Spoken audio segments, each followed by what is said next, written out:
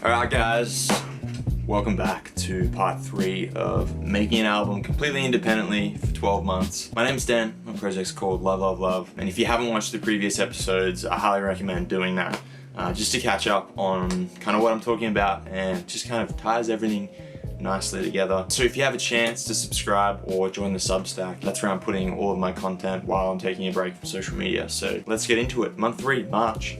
So March has been quite an interesting month because it's both been really social in terms of just how much time I have to make music, but it's also been really kind of strangely monotonous in a way that I'm not really sure how I feel about just yet. What I mean by that is this is the 3rd month of making this album, and first month was kind of strange. It was just about rewiring the brain and kind of rethinking the creative process.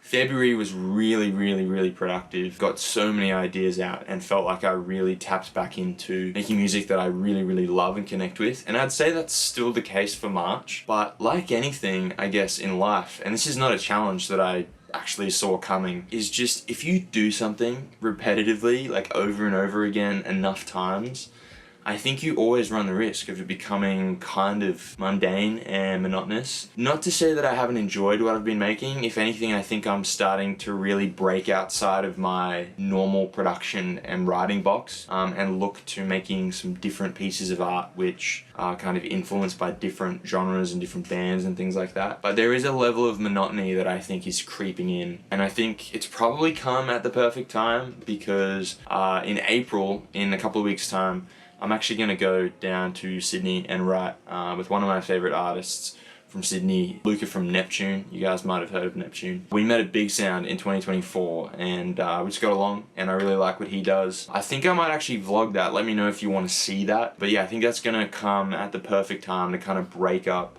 honestly, just the like repetitive nature of showing up in this room with the same gear, the same equipment. So yeah, I'm really excited for that, and I think it's going to bring a lot of good stuff. In terms of being social, I don't want it to seem like I'm actually complaining about that. The social element of this month, with so many things happening, including my birthday and a lot of friends' birthdays, a few nights out to watch some live music, it kind of actually, I think, saved me from feeling like all the work I was making was kind of shit or maybe just boring. I think, as I said in the second video, living life is a really important thing that you have to do to be able to make meaningful art and share your experiences. And if you just aren't having out-of-the-box experiences, then I think it's really hard to write about things like that. At least it is for me. Yeah, on the being social thing, I was really lucky this month in terms of just being able to see family. A lot of my family still live in South Africa, and so my grandparents were here from overseas. And that was just a beautiful opportunity to kind of reconnect with who I am, ask my grandparents questions. They're in their 80s, so they're kind of getting the older side, and just learn a lot about my culture and where I'm from and the people who have kind of come before me. And that really motivates me creatively, not only to just be successful and like keep a drive to make those people proud, but also just keeps me grounded in who I am and the things I want to write about. So I think family and friends are a really important part of that, and I just want to echo how important that is.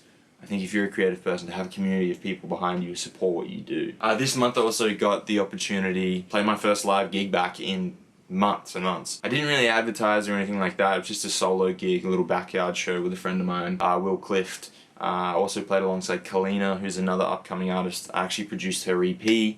Her song's coming out soon, so if you get a chance, go and check that out as well. Kalina Music on Instagram. And it was just nice to get up there, play some music, play some new stuff, play some old stuff, just with a guitar, and kind of get back to the grassroots of what it means to be a live performer. The crowd and audience were all of my friends, so there wasn't a lot of risk for me or anything like that, but honestly, it kind of just helped ground me back in the idea of live music being a really important part of the industry, especially after a couple of months of not really playing. The other thing I also got up to, which was a huge highlight of the month for me, was Pacific Avenue played in Brisbane. Opened for Pack Ave last year in October, and I got to know a few of the boys from the band, and they're really lovely people. They actually invited me out to come and watch the show. That was really nice. I brought a friend with me, and we got to go backstage and watch from the side, and I'll put some videos up and stuff. What that did for me was two things. The first thing it did for me was it really reminded me of how far I've come. I played that stage last year with the Ryans. It was kind of beautiful to be back there and just be a spectator and just kind of think, wow, like 10-year-old me would be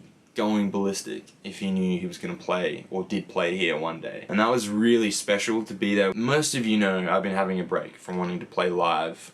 There's all sorts of implications for that. There's financial issues, there's just my own mindset around being motivated to do it. And the boys put on such a good show that I think it really rekindled a little bit of that fire in me to be like, fuck yeah, go out and play some shows and connect with people. Although I don't think I'm quite ready to do that yet, it really motivated me to have a think about how I want to do that differently moving forward.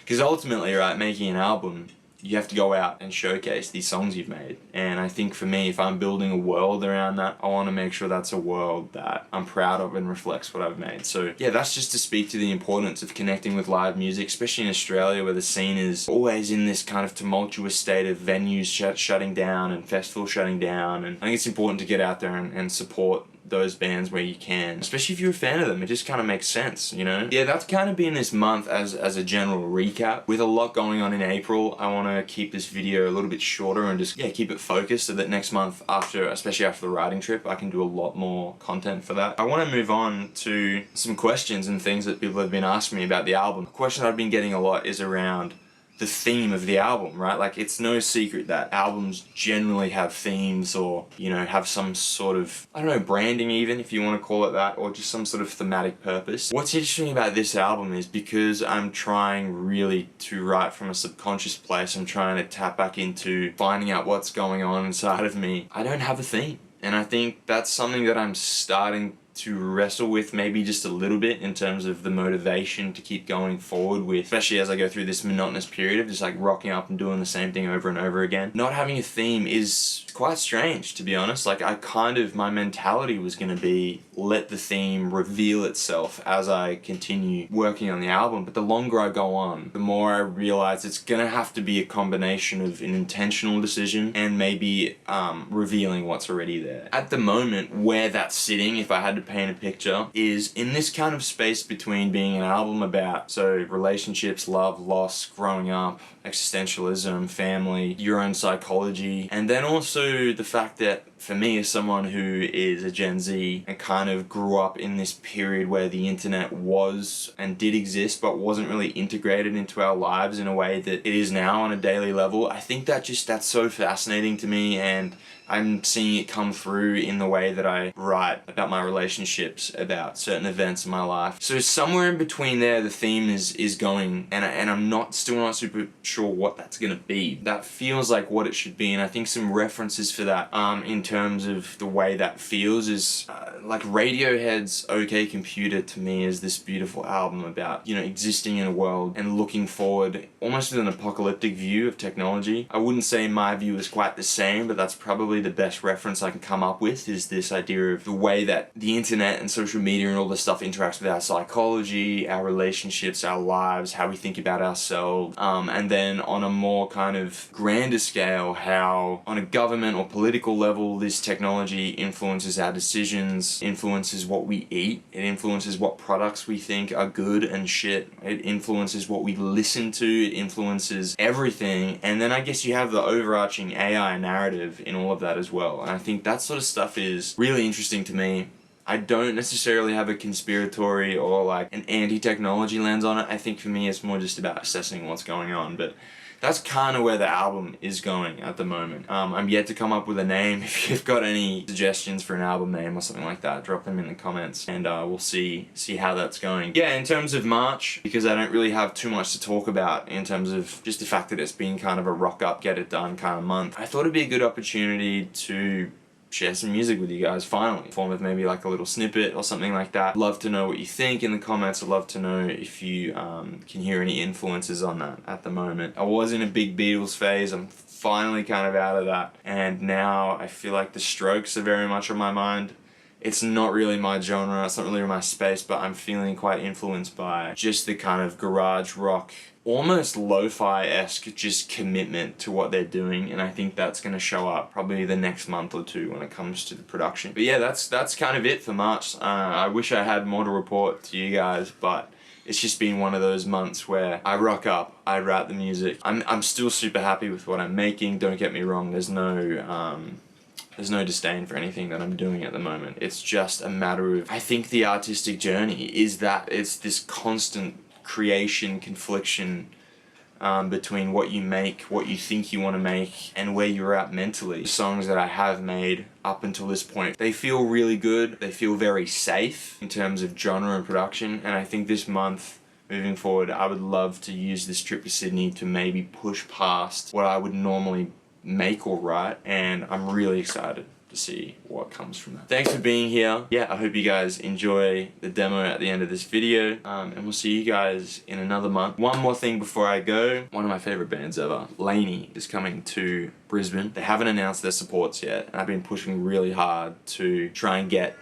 play with them. Best way for me to be able to do that is for you guys to tag me in their posts, tag me or mention me in any of their stories. If you have a minute to do that, I know I'm off social media and that's pretty much the only thing I'm putting on there is trying to get onto this lineup, but it's my dream lineup. My band literally wouldn't exist without them. And yeah, I think it would just be such a beautiful moment, full circle moment, where I get to kind of play with the guys that helped me get to where I am now. So thank you for being here. I don't even know what song I'm gonna play, but here we go. See you guys soon.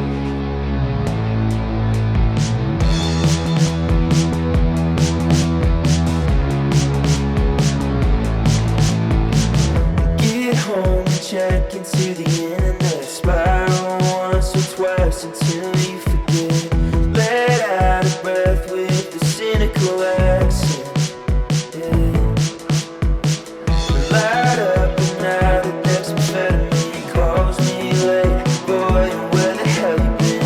She's out praying for the kids at the West End. That's my type.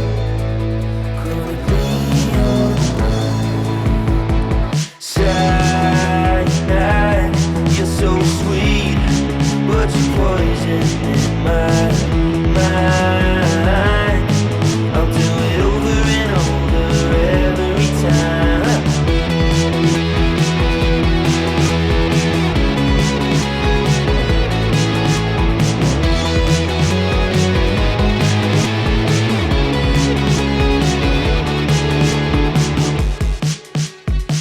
Step out of Rammies like a regular, pages full of official vernacular, latte and drinking the money away.